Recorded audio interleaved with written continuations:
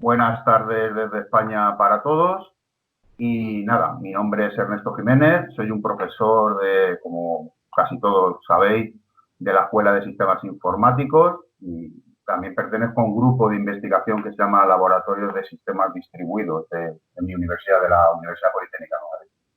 Os voy a contar, si de la forma más sencilla que pueda, pues un problemita que hemos trabajado y que, bueno, que es interesante y que hemos estado trabajando durante un tiempo y trabajamos ahora en temas parecidos. Lo primero es deciros que mi ámbito, en lo que yo suelo, lo que ya me conocéis, yo trabajo, son lo que se llaman problemas de coordinación en sistemas donde hay distintos elementos, distintos los llamamos nodos, o los llamamos equipos, o los llamamos procesos, distintos elementos que solo tienen forma de comunicarse a través de una red. Entonces, eso normalmente le llamamos un sistema distribuido. Entonces, esos sistemas distribuidos que quieren coordinarse normalmente ¿para qué? Pues para hacer algún algoritmo, para dar algún resultado, para hacer alguna aplicación, se dice desde el punto de vista práctico. Entonces, ¿cómo teniendo esos equipos podemos coordinar a los elementos para hacer cosas que compartan elementos, que compartan cosas, o el disco duro, o una impresora, miles de elementos. Pues bueno, el tema es, y cuando ya me meta, que el problema de esto de la coordinación se complica cuando esos elementos que os hablo, que se comunican en las redes, les pasan dos cosas importantes. Una es que esos elementos se pueden romper y dejar de funcionar, ¿no? Eso es lo que, si veis aquí en el enunciado, llamo sistemas crash. Es decir, pues están funcionando algunos elementos y de la forma más inopinada y sin advertir ni nada, pues uno deja de funcionar. Y además es que este tema se agrava mucho si hacemos que esos sistemas sean asíncronos. Es decir, que esa aplicación que queremos al fondo que sea el resultado de aplicar ahí unos algoritmos, de aplicar unos protocolos y que no funcione, si le dejamos a los distintos elementos que ellos puedan trabajar a su ritmo, sin ninguna cota de tiempo en su información que nos dan, pues el problema que queremos resolver, esa aplicación que queremos dar al usuario, pues todavía se complica mucho más, porque así, a grosso modo, la idea que siempre subyace es que nunca sabes si un elemento no te está contestando porque es lento o no te está contestando sencillamente porque se ha roto, ha dejado de funcionar y entonces pues no te va a contestar nunca. Jugamos siempre con esas incertidumbres, decimos nosotros en nuestro campo. Bueno, eso es un poquito así el contexto, para cuando entremos y lo tengáis siempre en la cabeza. Entonces, claro, yo os estoy diciendo que quiero resolver distintos problemas de coordinación. Entonces, uno de ellos que voy a presentar es este de esta charla. Es un problema de coordinación que se llama acuerdo en un conjunto de valores. Entonces, set agreement, en español diríamos, pues que nos queremos acordar en un conjunto de valores. Y antes de entrar a contaros así las cosas, los aspectos un poquito técnicos, primero dar un poquito de intuición. La idea esa de coordinar en una serie de valores, por ejemplo, es que si todo el mundo estamos dando nuestra opinión en algo, por opinión es un valor, un elemento, es un conjunto de caracteres o un conjunto de números, lo que sea, y cada uno de estos elementos en la aplicación dan una serie de opiniones, vamos a llamarlo así. Lo que queremos es que cuando se adopte los valores, claro, no nos va a valer coger todos los valores, sino que nos va a valer con coger un subconjunto, un conjunto limitado, no todos, pero solo un subconjunto. Bueno, y adelantándome también un poquito mientras esté contando, uno puede decir, bueno, ¿y esto para qué nos vale? Hay un caso extremo, que luego también os mencionaré, que es el caso de consenso. Entonces, el acuerdo, ese conjunto de valores, es solo uno. Es decir, de todos los valores que se propongan, yo solo tengo que coger uno de ellos, descarto a los demás. Y ese conjunto de valores, ese único valor que cojo, todos los elementos tienen que ser el mismo. Bueno, esto es ya entonces una introducción. Claro, luego poniéndose uno en la práctica, dice, bueno, ¿y eso para mí, para qué me vale? Vamos a poner unos ejemplos, por ejemplo, de Twitter o de Facebook. Es decir, tenemos todos estos elementos que ya os digo que pueden ser, pues, equipos, ¿no? Que lo que están compartiendo, por ejemplo, es almacenar los comentarios que se hacen en Twitter, en un hilo que decimos, ¿verdad? Y entonces, la gente está mandando mensajes a ese Twitter o a ese Facebook, nos está mandando cosas. Y claro, nosotros queremos que lo coja con un determinado orden, es decir, que todos digamos, bueno, de estos valores que nos dicen, pues voy a coger solo el que dice Manolito y luego el que dice Antoñito. Claro, y luego queremos todos los elementos que están en el sistema distribuido que vean que primero hemos cogido el de Antoñito y luego el de Manolito. No que uno vea el de Antoñito y luego otro es el de Manolito y viceversa. Y así. Es decir, a la hora de coordinarnos, vamos cogiendo los elementos que se proponen siguiendo un orden si los cogemos, en ese caso que es consenso, de uno en uno. Lo uno, lo otro. Hay aplicaciones que son más relajadas, decimos. Y es decir, bueno, hombre, no importa que todo esté en el mismo orden, pero que haya un cierto desorden controlado. Y ahí es cuando se habla de este problema de set agreement, donde tú eliges cuánto de grande es ese desorden. ¿Y cómo es eso de grande? A ver, voy a dar aquí. Ahí. ¿Cómo es eso de grande? En realidad el problema se llama K-set agreement. Es decir, acuerdo en un conjunto de valores de tamaño K, K distinto. En el caso de consenso, esa K es 1. Por ejemplo, aquí ahora lo que os voy a poner en esta diapositiva, el conjunto de valores posibles distintos, pues son 2. Entonces, ¿cómo sería? Para que veáis, estamos haciendo aquí un esquema. Si veis aquí lo que os pongo aquí a la izquierda, estamos haciendo un esquema donde esos equipos, esos elementos, yo los llamo, si fuera en el mundo software, un proceso, P de proceso. Pero podéis, si queréis, abstraeros y decir, bueno, un equipo. Entonces tenemos el proceso 1, otro proceso 2, el proceso 3 y el proceso 4. Como os decía, son equipos, son elementos. ¿Cómo el proceso 2 sabe cosas del proceso 1? Pues, hombre, si no se lo envía por el enlace desde el proceso 1 al proceso 2, pues no se entera. Vale, se lo puede mandar el proceso 1 al 3, el 3 que se lo envíe otra vez al 2, y claro, el 2 ya sabe lo que opina el 1. Entonces, si veis todo esto, es una forma esquemática de hablar de una red. Y solo estas rayitas es para decir que hay enlaces, es decir, hay comunicación. Y esto luego puede ser una Wi-Fi, una red inalámbrica, que puede ser lo que queramos. Solo estamos modelando el que tenemos unos elementos, estos circulitos, y una red de comunicaciones. Y como siempre os digo, bueno, pues esto lo llamamos sistema distribuido. Pues muy bien. Ahora, ¿qué más estoy aquí modelizando en esta diapositiva? Bueno, imaginaros, os decía que cuando queremos hacer esa posible aplicación, esa app que hace cosas que se coordinan, lo que va a querer en un determinado momento es que el proceso 1 solo sabe su voto, su valor. Entonces yo eso lo modelizo como V1. V1 puede ser un mensaje. Yo a través de las diapositivas os pongo el caso de que fueran numeritos, números enteros, ¿de acuerdo? Que para simplificar, pero puede ser cualquier cosa. Entonces, pues cuando se empiezan a funcionar, el proceso 1 solo sabe su valor, el que propone. El proceso 2, su valor. El proceso 3, pues el valor V3, que es el que propone él. Y, similarmente, el proceso 4 sabe solo, inicialmente, el valor que él propone. Bueno, el valor que él sabe. Eso lo llamamos formalmente que son una propuesta, ¿no? El proceso 1 va a proponer como ese valor a acordar, pues el valor V1. El proceso P2, pues va a proponer el valor V2. Vale, el caso es que cuando definamos este problema, lo que nos dice la definición es, bueno, tú luego implementalo como quieras, hazte al algoritmo que tú quieras, hazte el protocolo que te parezca bien, pero la definición de este problema de acuerdo en un conjunto de valores K, si K es 2, por ejemplo, es que al final vas a tener una operación, por operación lo mismo. Si estamos implementando, lo más facilito es que penséis en una función.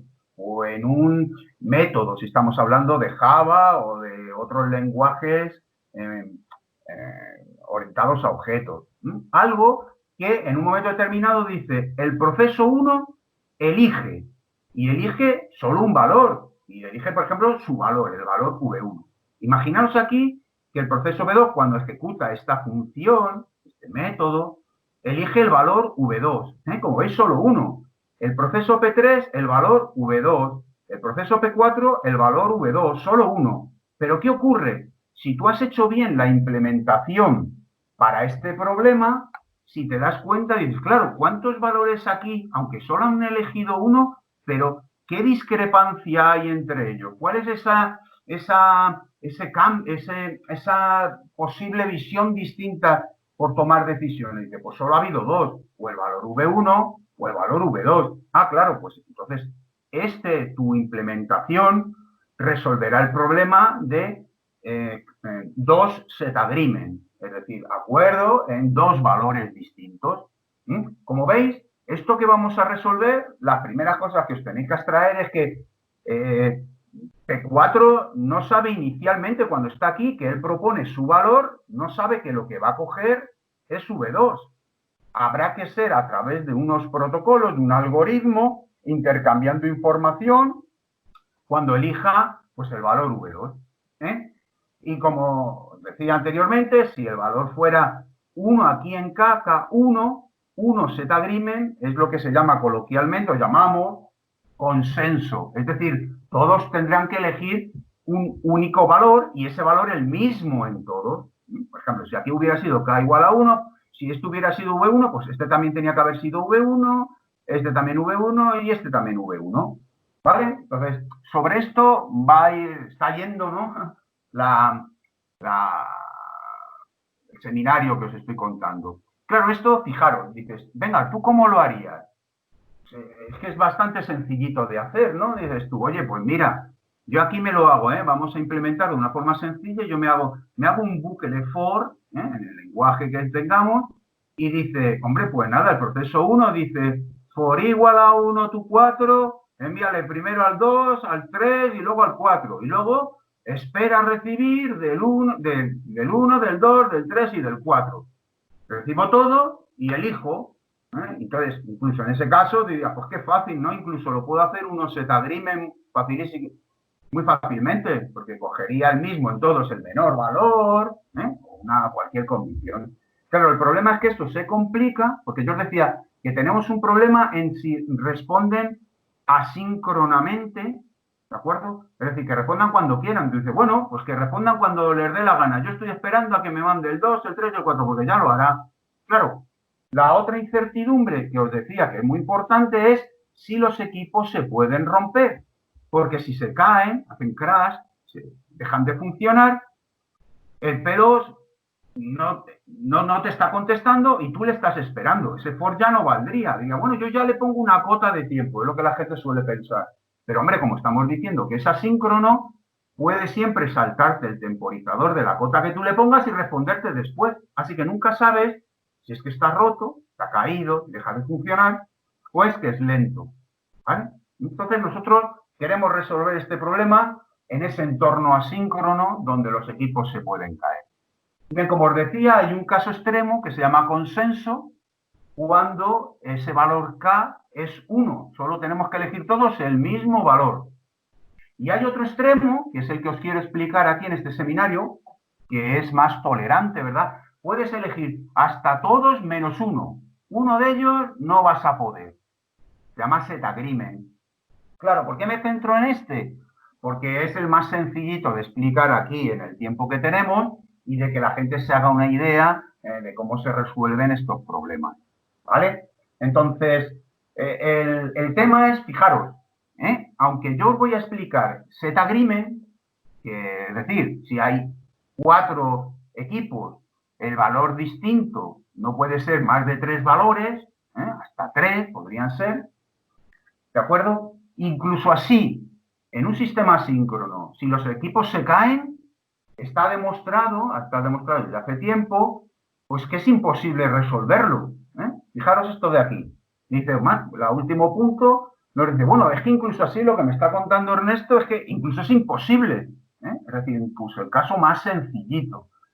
Claro, la idea es que esto al final lo vamos a poder resolver pues haciendo una serie de restricciones. Una serie de restricciones para poder resolver incluso esto y nos va a permitir tener una idea de cómo se resuelven estos problemas de coordinación. ¿Eh? Bueno, a ver, bueno, os estaba contando, es imposible si los equipos que se caen, aquí tenéis esta T, los equipos que hacen crash, puede ser mayor que el conjunto de valores distintos que se puede decidir. Es decir, claro, si nosotros ponemos una restricción a nuestro sistema de 4 procesos que solo se cae uno, pues la solución es posible y es sencilla. ¿De acuerdo?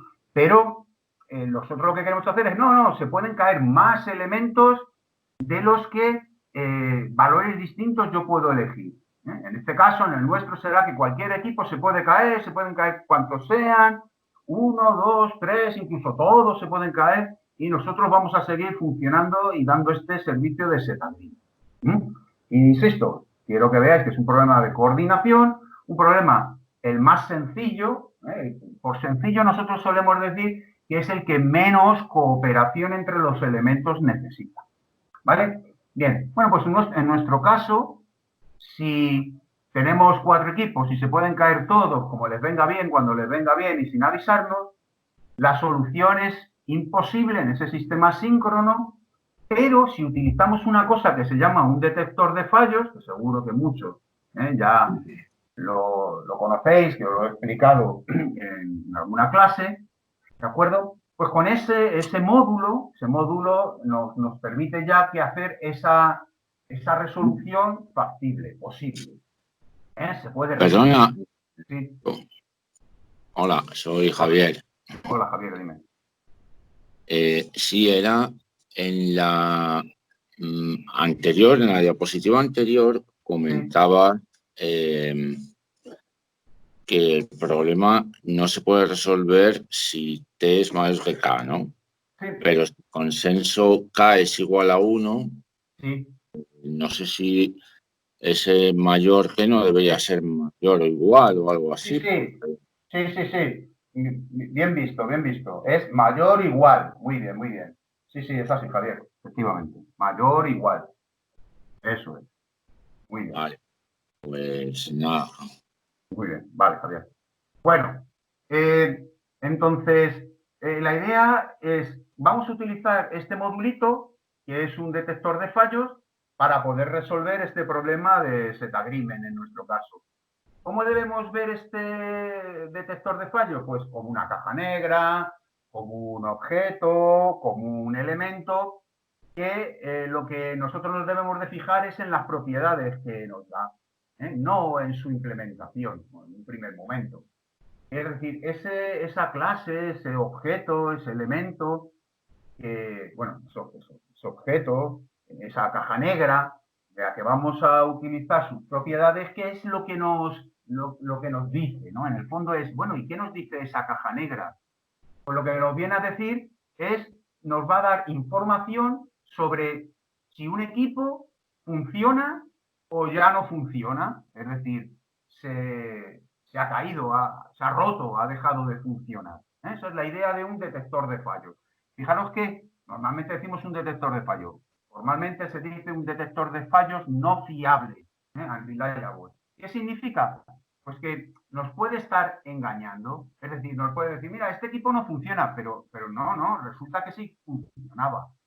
Y de otros nos dice, sí funciona, pero resulta que luego no funcionaba. Entonces, ese es el elemento. Bueno, otra cosa que también la gente pregunta, imaginaros que es un elemento que puede ser hardware, pero pensarlo como un elemento software, ¿no? Tenemos ahí otro protocolo, otro algoritmo, otro proceso cuando está funcionando. ¿De acuerdo? Y nos permite resolver ya Cassette Agreement, ese sistema síncrono con los equipos que se caen, nos permite resolver Set Agreement. Bueno, y antes de pasar a todo esto, según lo estoy explicando, para los que sean nuevos, dirán, pues vaya elemento, parece que ayuda poco en un elemento donde yo le pregunto, ¿este está caído? Y me dice, sí, y a lo mejor es que no. Pues yo le digo, ¿este está? Y me dice que no, y es que sí, pues parece que no ayuda a nada.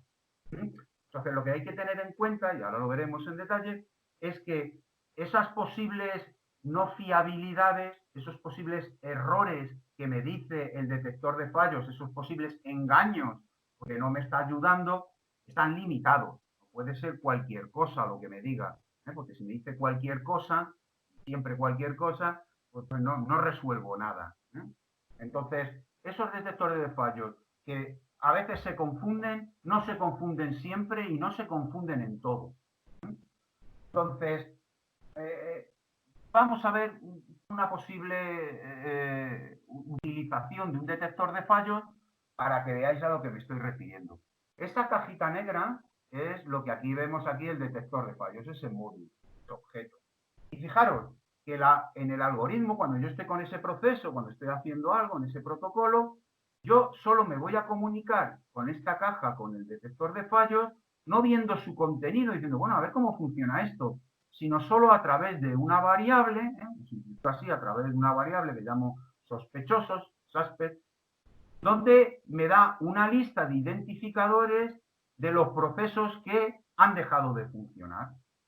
¿Vale? Entonces yo siempre, yo digo el proceso P sub i, por sub i quiero decir, si soy el 1, pues sería el P1, si soy el proceso 2, el P2, claro, si soy el proceso 3, P3, claro, y todo sería, si soy el proceso P3, sería suspect sub 3, es decir, este elemento, estás todo implementado en un equipo localmente, yo hago referencia a lo mío, por así decirlo, localmente, desde ahí el iésimo, estoy generalizando. Entonces, como veis, a través de una variable, digo yo sospecho, ¿de quién sospecho? Y aquí me está diciendo, oye, mira, me está diciendo ese módulo, en principio que parece maravilloso, que el que está caído es el 1, el 2 y el 4. Ah, bueno, vale. Pero ya os digo, esto puede cambiar, así que tenéis que estar, cuando estoy haciendo la aplicación, diciendo, bueno, esto a lo mejor no está del todo bien, no lo sé. Pues eso sería un detector de fallos no fiable. Bueno, ¿qué ocurre? Hay muchos detectores de fallos, muchos tipos. Formalmente nosotros decimos muchas clases de detectores de fallos. ¿De acuerdo? No hay solo uno con la interfaz que os estoy explicando. Ese en concreto es el detector de fallos de clase S, que se llama. Pero bueno, S, T, diamante T, ¿de acuerdo? Hay muchos detectores de fallos. Y claro, dices, ¿por qué hay muchos detectores de fallos? Porque lo podemos resumir en que la calidad de la información que me da es mejor o peor. Dicho de otra forma, cuando yo aquí os digo la información que me está dando de los procesos, pues se confunde más o se confunde menos. ¿De acuerdo? Eso vendría a ser la calidad, que os digo, de la información sobre los errores de los equipos que me proporciona. Pero no solo eso, estos son todos los que están aquí. Son unos 8 clases que propusieron inicialmente pues Chandra y Tuer, que son los que desarrollaron, se les ocurrió por primera vez este concepto del detector de fallos. Pero es que posteriormente ha habido más tipos de detectores de fallos, más clases de detectores de fallos. ¿Vale? Entonces, además de por la calidad de la información que nos proporcionan, también es que la información que nos proporcionan, pues, no es igual, no es como hasta ahora un detector de fallos, pues que me decía el identificador de los procesos, de los equipos, de los elementos que estaban rotos, caídos, habían dejado de funcionar. Sino que, por ejemplo, uno en el que me voy a centrar es el detector de fallos solitario, el loneliness. Podría ser una traducción. Tipo, la L, que es el detector de fallos solitario. Claro, es que, fijaros, el detector de fallos solitarios, ¿qué interfaz tiene entre el proceso y ese módulo? Bueno, pues la variable se llama output, salida, es una variable que es una variable booleana, solo devuelve true o false, es decir, no devuelve ningún valor, ningún identificador. ¿Sí? ¿Vale? Y también se puede ir confundiendo. ¿Cómo que se puede ir confundiendo? Mirad, el resumen de los errores que pueden hacer está... ¿sí? ¿Sí? ¿Sí? Hay alguien con el micrófono abierto. ¿Quiere decir algo? Bueno, repito, la calidad de esa información que me da el detector de fallos, sus errores, sus cambios, sus posibles errores de información que me da sobre los equipos, si están rotos o no, se resumen en estos dos puntos de esta definición de detector de fallos. Fijaros qué sencillito es el funcionamiento de este detector de fallos. Lo que me dice el detector de fallos en el primer punto es que, mira, cuando el proceso PIésimo, un proceso, invoca su variable, pues aquí le puede aparecer true o false y cambiar permanentemente. Siempre, a todos, bueno, primera restricción, dice, sí, a todos menos a uno. Uno, del cual no conocemos cuál es a priori, nunca puede cambiar su valor a false, a true, perdón. Siempre debe de valer false. Entonces dice, bueno, pues, hombre, vale, debe de ayudar. Y si yo te dijera, bueno, y ahora implementame un algoritmo, implementa un protocolo que haga este detector de fallos, tú dirás, joder, pues qué fácil, ¿no? Pues uno de los 4 procesos que había en el sistema inicial, digo que siempre devuelva false y al resto true, y ahora ya me lo he quitado de encima. Seguro que ya cumplo este detector de fallos. Claro, tú mismo estarás diciendo, vale, lo hago muy facilito, y es que además no intercambio información entre los procesos para que cumpla el detector de fallos las propiedades y me sirva para coordinarme con otros. Digo, bueno, esto poca coordinación tiene, pero bueno, como yo soy muy listo, pues lo hago así y ya está. Claro, no, pero es que el detector de fallos loneliness te agrega aquí otra premisa, esta segunda. Dice, ya, pero si se caen todos menos tú, ese proceso que invoca, pasado un tiempo, no te lo acota, pero dice pasado un tiempo finito, pero no está predeterminado a priori, debe de cambiar la variable de false a true y permanecer true ya indefinidamente. Entonces, claro, tú dices, vale, si yo he hecho este programita, yo he hecho este algoritmo diciendo que V1 le ponía siempre a false y a los demás a true, imaginaros que se te cae el proceso P2, el proceso P3 y el proceso P4. Dices, vale, ahora entonces, ¿qué ocurre? Sí, cumplo la primera premisa con el proceso P1, pero ya no cumplo la segunda premisa, porque nunca cambiará a true. Y si le hago cambiar a true, incumplo la primera premisa. Es decir, no todos los equipos tenían siempre false. Bueno, si les he puesto a los demás inicialmente a true. ¿De acuerdo? Entonces tú ya dices, bueno, esto ya se complica un poquito. Esto ya tiene que ser algo más complejo que predeterminar los valores inicialmente y, bueno, sin hacer nada que funcione. ¿Vale? Que me diga los valores sin ninguna coordinación. ¿Vale? Bueno, pues este es el detector de fallos que yo voy a utilizar. Claro, la siguiente pregunta es decir, bueno, de todos los que hay, ¿por qué Ernesto ha utilizado este y no cualquiera de los anteriores que me ha mostrado en las diapositivas? Bueno, porque está ya demostrado en la literatura que el loneliness, el solitario, es el detector de fallos más débil para resolver el problema de set agreement, este que os quiero contar yo ahora. De forma informal. ¿Y qué es el detector de fallos más débil? El detector de fallos más débil es el que menos sincronización necesita por abajo. Formalmente es el que menos conocimiento de las caídas de los equipos necesita saber para que funcione. Dicho de otra forma, es el que me permite resolver set agreement con menos intercambio de información, por tanto, si lo hago bien, más rápido y más óptimo, si lo implemento bien. Los demás no pueden, como muchos, serán tan buenos como este, pero nunca mejores. Y como veis, es un detector de fallos sencillito para ver el problema. Bueno, el tema es que yo os voy a explicar este problema introduciendo 2 nuevas incertidumbres más para hacerlo un poquito más ameno. Uno es que vamos a resolver este problema de set agreement con una cosa que nos pasa en seguridad y es que no nos puedan reconocer. En este caso, que no nos puedan reconocer bien. ¿Y eso qué significa? Hombre, imaginaros, si todos, en vez de tener uno el identificador 1, el otro el identificador 2, el otro el identificador 3 y el último el identificador 4, que ponía en la segunda diapositiva, imaginaros que todos nos ponemos el identificador 1.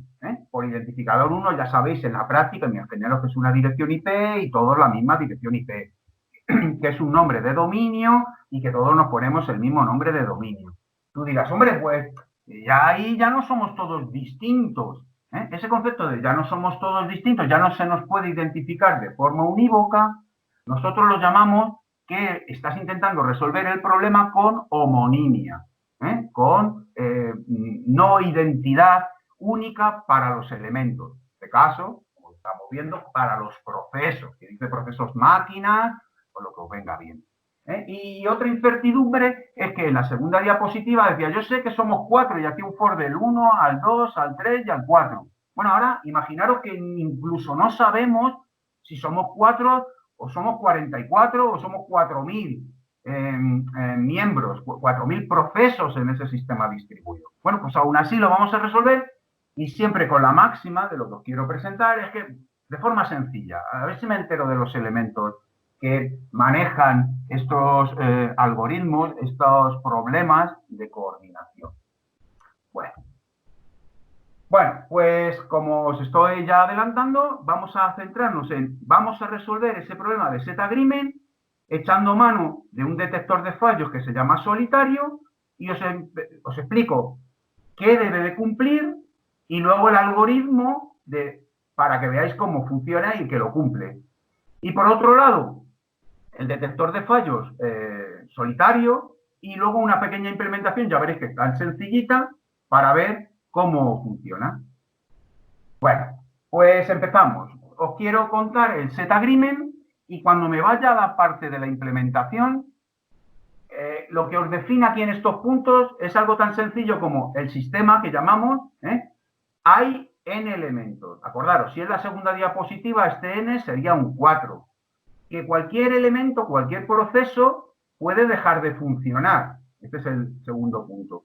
Por dejar de funcionar, ya sabéis, en cualquier manera, de forma inesperada, y no nos lo comunica, porque ningún equipo sabe en un momento determinado si se va a romper, si se le va a acabar la batería y no está enchufado. Bueno, eso lo podría predecir, ¿no? Pero que se vaya la luz del edificio donde está y está conectado. Es decir, se cae de forma inapropiada, decimos, de forma que no nos informa a los demás. Bueno, y en principio para resolver este Z-Agreement, lo que os decía, los procesos son asíncronos. No hay límite en el tiempo en que nos conteste. Si está funcionando, nos contestará. ¿Cuándo? No le ponemos cotas. Es una aplicación que si yo estoy en Facebook y estoy mandando cosas, pues cada uno manda cuando le da la gana. No le ponemos un tiempo a las cosas que estamos haciendo. Bueno, como os decía, es homónimo, así que podemos tener que todos los identificadores de los equipos sean el mismo o haya 4 equipos y 2 equipos tengan el identificador 1, por ejemplo, y otros 2 equipos tengan el identificador 2. O que 3 equipos tengan el 1, el 2 y el 3 y el cuarto equipo tenga el identificador 2. Es decir, y no lo sabemos a priori. Son en la práctica, pues operaciones de seguridad, enmascarar nuestro identificador. Pero bueno. Luego, que veáis que inicialmente cuando nos ponemos a funcionar, el proceso P1 solo sabe el valor V1. No sabe de más, solo el suyo. Bien, para utilizar la red, pues yo voy a modelar la operación que tienen los procesos para enviar un mensaje por la red, pues le llamo broadcast y tiene el mensaje que envían. Por ejemplo, si fuera el proceso P1, haría un broadcast y aquí pondría un subíndice de 1 aquí, mando el mensaje y digo que es el proceso 1 el que lo hace, y esta M pues sería el voto V1 inicialmente, por ejemplo. Y vamos a hacer, para hacerlo más sencillo, para hacerlo de una forma que no nos compliquemos, suponer que si el proceso P1, o el que sea, hace este broadcast, automáticamente manda por cada enlace al equipo del proceso P2, del proceso P3 y del proceso P4, a todos menos a él mismo, menos a él mismo. ¿Por qué a menos a él mismo? Para que el algoritmo que os presente pues sea más sencillito. Que luego en la práctica pues es una tontería, se complicaría un poquito más las líneas de código, pero es muy facilito de hacer. ¿De acuerdo? Cuando un equipo está mandando un mensaje y se cae, puede ser que le haya... Si yo soy el proceso P1 y mientras estoy ejecutando la instrucción esta de broadcast, esta operación, y me rompo, puede ser que al romperme haya mandado un mensaje solo a P2 y ya luego me haya muerto. O no, puede ser que haya mandado al P2 y al P3 y me haya muerto. O puede ser que lo haya mandado a todos antes de dejar de funcionar. Es decir, cuando estemos diseñando el algoritmo, nunca sabemos a priori si alguien ha dado información solo a un subconjunto porque entre medias él ha dejado de funcionar. Bueno, otra operación más. Los enlaces, suponemos que es lo que se llama fair lossy.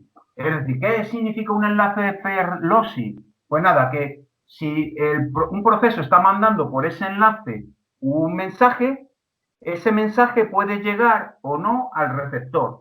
Entonces tú dices, bueno, vale, pues yo mando una vez y llega o no. El caso es que si lo mando 2 veces, puede ser que ese mensaje que lo he mandado 2 veces llegue o no. Ninguno de los dos, o llegue uno, o llegue los dos, o 3. Y el caso es que si yo lo repito consecutivamente, tarde o temprano, al menos uno de esos mensajes M va a llegar al receptor. Como siempre explicamos, la analogía en la práctica de un enlace fair lossy es si tú tienes ahí un protocolo que se llama, por ejemplo, UDP. Seguro que estáis familiarizados con la arquitectura de comunicaciones TCP/IP, donde hay un protocolo que se llama UDP, que es si tú mandas un mensaje desde el origen al destino por un enlace, o bueno, en una red, pues puede llegar o no, pero si tú sigues, insistes, tarde o temprano va a llegar. Si no llega nunca, es que el enlace está cortado, está roto. ¿De acuerdo? Bueno, entonces, y bueno, por último, que recordemos que la solución de los conjuntos de cassette agreement que yo resuelvo es la de set agreement. Es decir, que los que se pueden caer son todos.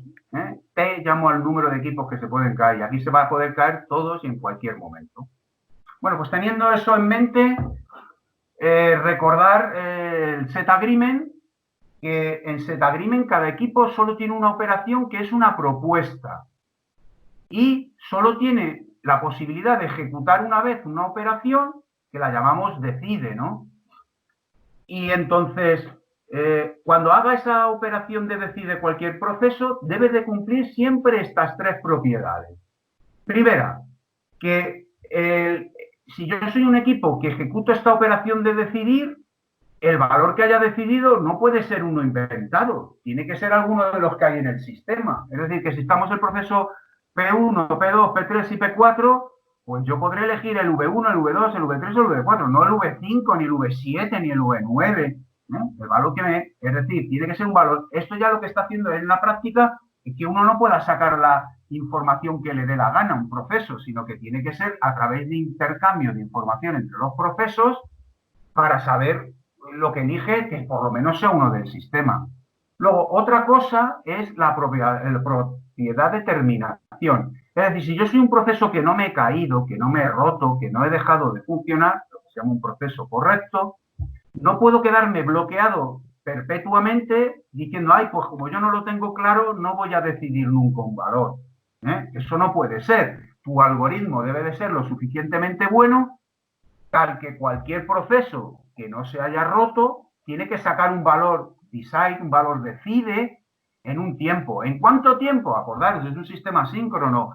La definición dice cuando sea, en un tiempo finito, pero que no tiene que tener una cota, cuando se pueda.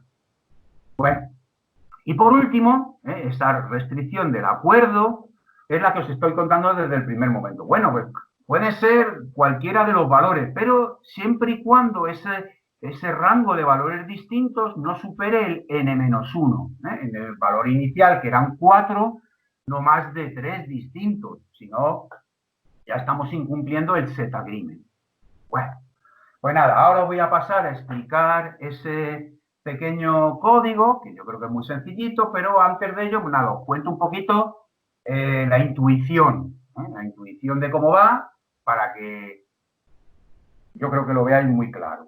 Bueno, la idea es que, fijaros, todo proceso, lo que venimos a decir aquí es, estos 2 puntos, es todo proceso lo que hace permanentemente no es más que mandar mensajes al resto. Aquí, en este dibujito, el proceso yésimo, el que sea, no hace más que mandar unos mensajes que yo los digo del tipo PH0, de la fase 0. Solo mando unos identificadores diciendo, unos mensajes, perdón, a todos el mismo, diciendo mi identificador y el valor que yo propongo. Así que lo están haciendo permanentemente.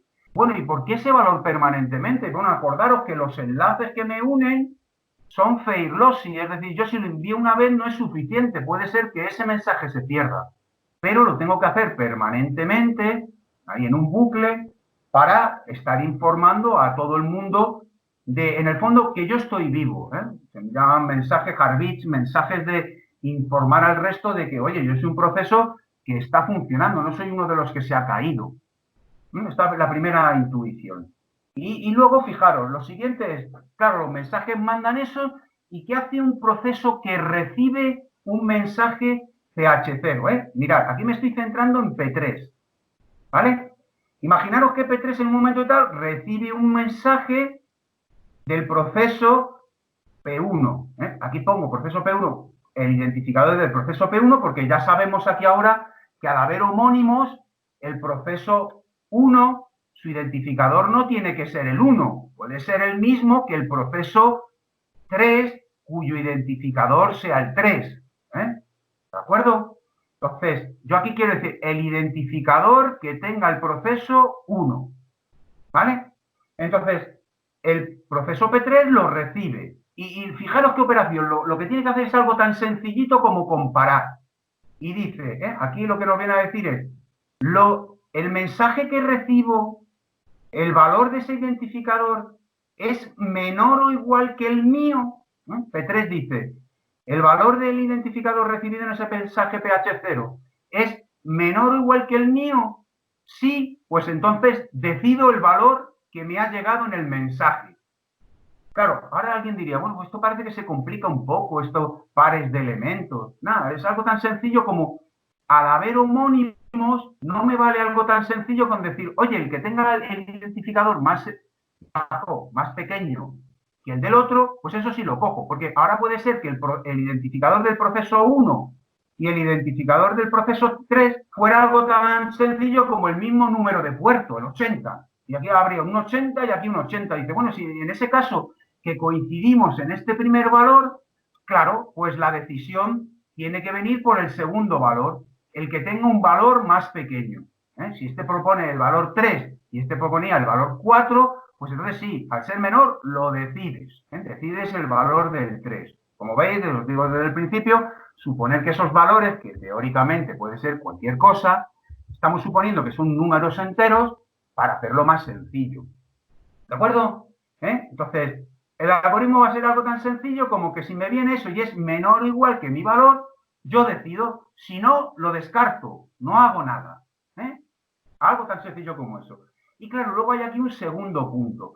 ¿Qué ocurre? Para informar al resto de que yo ya he cogido un valor y que si cogieran ese valor estarían dentro de ese rango del n-1 de valores distintos, lo que voy a hacer luego es que justo si uno decide, cualquier proceso el que decida, se pone permanentemente a informar por todos los enlaces diciendo, oye, que yo he elegido este valor, si queréis podéis elegirlo. ¿Eso cómo lo vamos a hacer?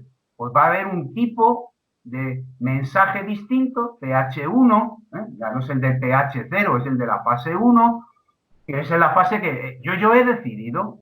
¿Y qué he decidido? Pues se lo digo en los siguientes parámetros.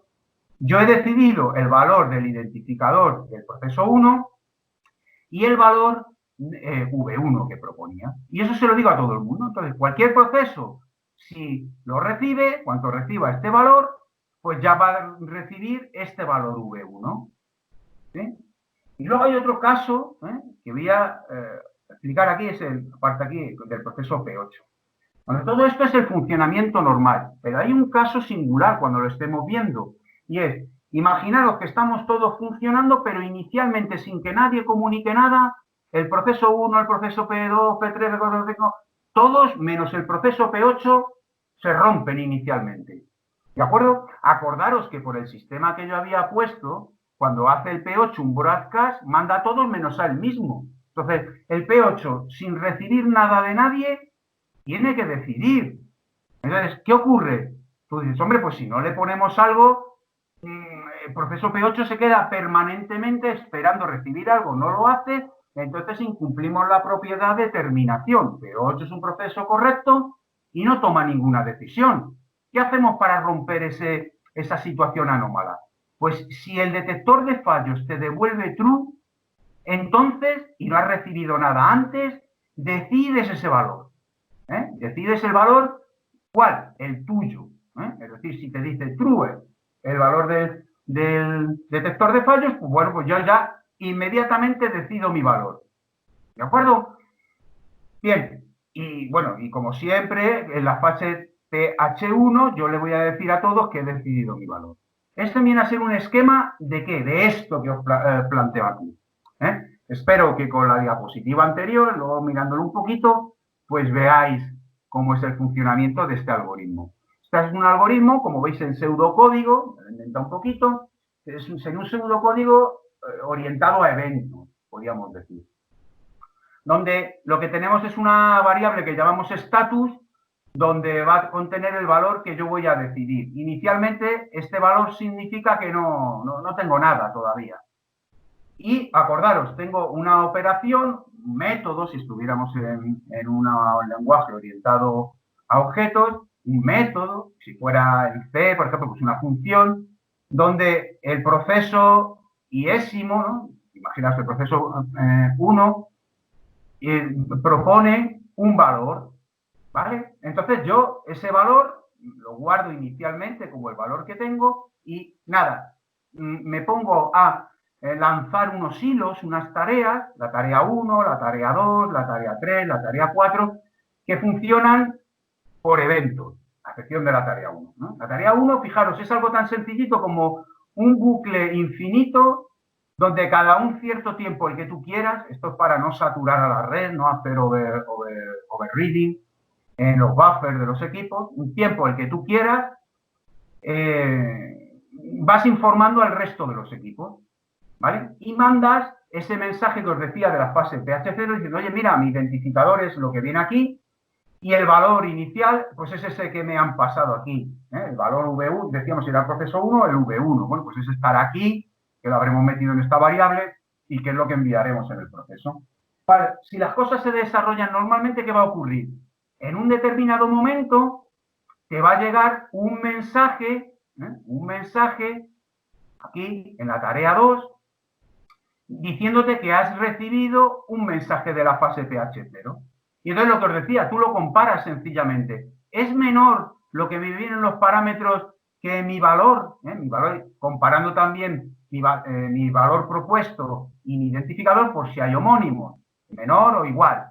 Sí, pues nada, venga, que tengo que decidir eso, ¿vale? Ya lo decides y entonces paras todas las tareas para que no consuman, paras ya la 1, paras la 3, paras la 4, pero empiezas esa tarea, la tarea 5, que os describía anteriormente, que era una tarea que informaba. Le decía al resto, oye, mira, que yo he cogido el valor que me ha venido aquí en esta tarea. Y lo haces permanentemente. Esta tarea no puede acabar nunca porque decíamos que los enlaces son fail lossy y nunca sabes en el tiempo con garantía de que si dejas de transmitir, ese mensaje le estará llegando a todos. ¿Vale? Bueno, entonces, esto es el caso normal de que uno en forma le llega ahí es menor. Pero acordaros, ¿y si no es menor? Pues nada, cuando llega esta tarea ya no hace ni caso. Cuando se acaba aquí, ya la tarea se ha acabado, ¿vale? Se acaba esta tarea, ¿de acuerdo? Y tampoco quedaría la tarea 2. Entonces, ¿qué ocurre? Viene otro proceso y entonces nos dice que ya le ha recibido a alguien que ha decidido, ¿de acuerdo? Un valor.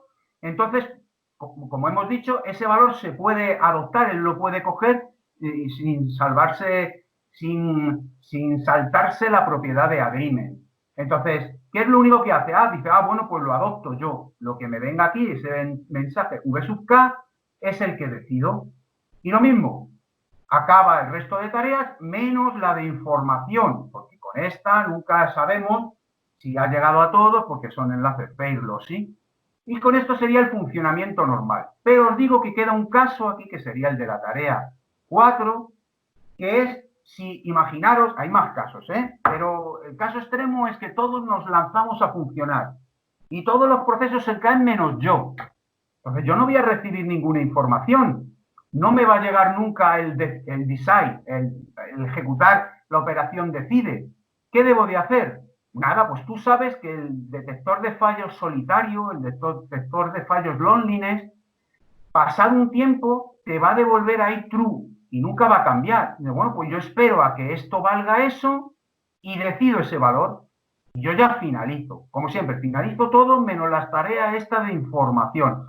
¿Por qué? Porque si no, y está demostrado, no es porque digo, bueno, yo me la ahorraría y qué bien, Ernesto no se ha dado cuenta y esto ya funciona. No, no, el algoritmo, si no haces eso, no te va a funcionar, en casos especiales. Bueno, pues fijaros, con este ejemplito ya se os pueden ocurrir, si queréis hacer luego caso de, oye, pues mira, resulta que es que 3 equipos daban true ya y el otro daba false, pero ahora se cae no sé quién y pasa no sé cuántos. Y veréis que siempre este algoritmo os va a funcionar. Como veis, no es algo muy complicado. Claro, esto es de una forma con poca interacción, como nosotros decimos poca interacción, con poca complejidad, cuando tú ves, por complejidad quiero decir, poco farragoso el algoritmo que estamos presentando, tú entiendes ya un problema de coordinación que, insisto, que son vitales hoy día para las aplicaciones distribuidas que están a lo largo del día en todos los equipos. ¿De acuerdo? Bueno, pues esto sería set agreement. Yo creo que la cosa no ha sido muy compleja, el algoritmo creo que es entendible, y alguien diría, bueno, ya, y ese detector de fallos mágico, a mí ahora me parece mágico, que en un equipo, sin saber cuál le pone false, y al resto le da cualquier cosa, pero si se caen todos, a ese le vuelve a poner true permanentemente y que no viole la regla. Pues, oye, ¿eso cómo se implementaría? ¿Cómo implementaríamos esta caja negra? ¿No? Pues lo siguiente es explicaroslo ahora. Os voy a poner, ya veréis, un algoritmo también muy sencillito para que se pueda, que podéis tener una intuición fiable, muy próxima a un programa para que veáis y entendáis el funcionamiento. Bueno, pues ahora el sistema va a ser, ese sistema que describí antes va a ser exactamente igual, pero menos unas cosas que son importantes. Entonces, ¿por qué son? Bueno, la primera de ellas es que el sistema es síncrono. Aquí sí que va a haber un tiempo acotado y un tiempo conocido. Claro, entonces ahora tú dices, oye, ¿y por qué son? Porque es que hemos dicho, creo que en la tercera, en la cuarta diapositiva, que en un sistema totalmente asíncrono, implementar el problema de set agreement no es factible. Si se caían más equipos que el conjunto de valores que se decidían. Claro, si no es factible es porque hay que poner una restricción. Y la restricción menor es poner una cota de sincronismo al detector de fallos. Pues está demostrado que si no es síncrono el detector de fallo, pues no puede resolver nada. Imposible. Y esto sería, por así decir, el menor sincronismo que le podemos poner. Yo ahora voy a suponer que todos los enlaces no son fake glossy, todos los enlaces son fiables. ¿Qué significa enlace fiable? Que si un proceso manda un mensaje a otro proceso, seguro que llega, cuando no lo sé, en un tiempo finito, en un tiempo síncrono, pero llega y llega bien seguro. Entonces alguien puede decir, vaya hombre, ¿y esto por qué lo hace Ernesto? Para el algoritmo que os presente ahora, hacerlo muy entendible, muy sencillito. Que la gente diga, claro, mira, pues esto es un posible caso, pero no es por problemas de imposibilidad. Y luego, por último, el sistema, lo que decimos aquí es que queremos resolver el mismo problema, set agreement, ¿vale? Así que con las restricciones, el sistema todo igual, pero el sistema ahora es síncrono. El tiempo que me conteste, me recibe un proceso, si funciona, lo sé, es acotado. Y los enlaces, a nada que me mande uno, ya puedo trabajar con él. Bueno, pues fijaros, mirad, este es el algoritmo, es esa caja negra, esta sería la implementación de la caja negra del detector de fallos solitario que voy a utilizar. Como veis, fijaros qué sencillito el pseudocódigo. Algo tan sencillito. Yo me he centrado en las propiedades, pero ahora si bajáramos a implementarlo, fijaros qué sencillo. para evitarnos problemas, inicialmente todos decimos, sacamos false. Acordaros que todos podemos inicialmente decir false, pero ¿qué ocurre? Si se caen todos, el proceso que esté funcionando debe de decir true. Pues lo único que hace el algoritmo es lo siguiente. Todos inicialmente decimos false y hacemos un algoritmo que se repite un cierto tiempo, como os decía, un tiempo para no sobrecargar los buffers de un proceso que se está ejecutando en su equipo, ¿no? Un tiempo puede ser cualquiera, obviamente menor que el tiempo ese que esperamos recibir la información. El caso es que el proceso manda a todos un mensaje diciendo yo estoy vivo, ¿vale? Y espera un tiempo, este delta, es un tiempo conocido. Entonces, él espera ese tiempo conocido a recibir información del resto de procesos. Entonces, lo que hago es analizar en este LED el conjunto de valores recibidos de cuántos procesos son. Imaginaros que yo soy este proceso P y ahora yo soy el proceso 1. Espero ver en esta variable del rec del proceso 1 cuántos mensajes a live han venido. Imaginaros, ha venido del 2, ha venido del 3, ha venido del 4. Digo, pues está todavía elementos vivos. ¿Qué hago? Nada. ¿Cuándo hago algo? Si lo recibido en este conjunto es nada. Si no he recibido nada, ¿qué ocurre?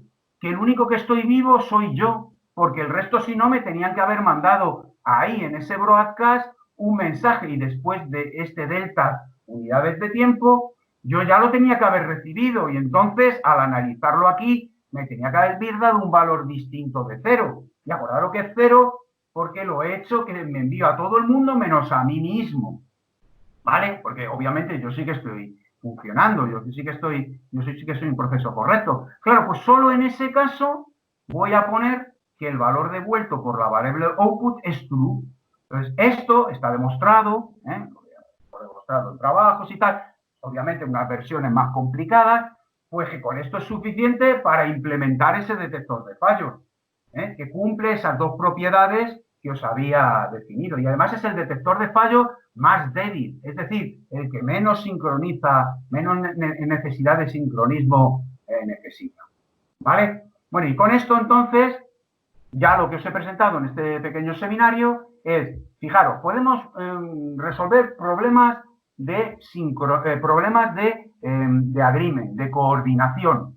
Los hay desde el más complicado, podríamos llamar, por así decir, del K1, es decir, consenso, solo podemos decir uno y siempre el mismo, a otros más relajados, que ya es cuando K es mayor que 1. Y el más relajado, el más sencillo, el que menos complejidad, el que menos intercambio nos requiere, que es set agreement, que es el que hemos visto aquí.